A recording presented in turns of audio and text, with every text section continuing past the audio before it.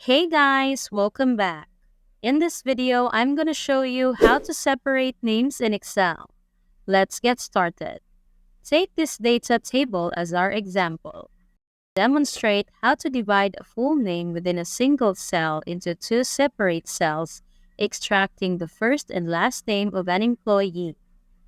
So how can we accomplish this task with minimal effort and avoid manual typing? As usual, start by selecting the data you wish to separate. Next, navigate to the Data tab.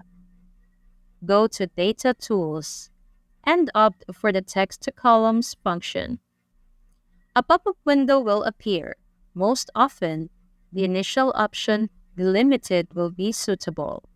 Choose it if your table has items separated by a comma or space. Click Next to proceed. The next screen displays a list of characters that delimit names in the table.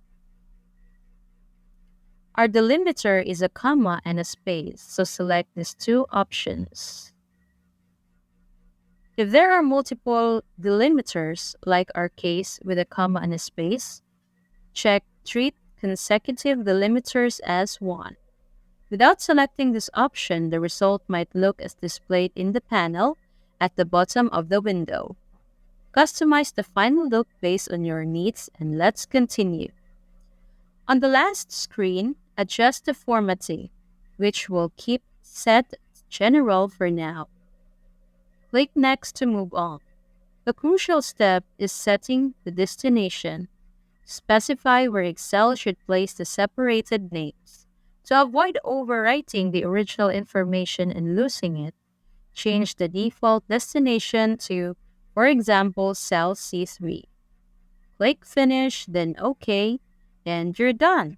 Remember, these steps can be applied to lists of any length. Thanks for watching, and if you found this video useful, don't forget to give it a thumbs up and hit that subscribe button for more content like this.